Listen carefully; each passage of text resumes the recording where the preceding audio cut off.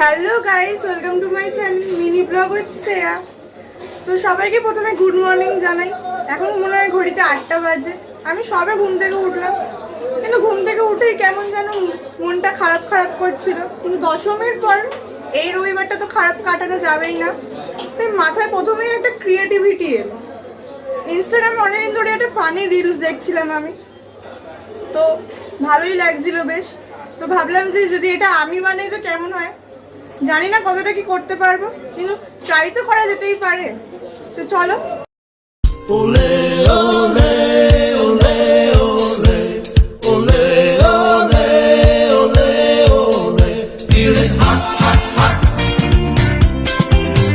Feeling hot, hot, hot. Feeling hot, hot, hot. Feeling hot, hot, hot. Feeling hot, hot, hot. Feeling hot.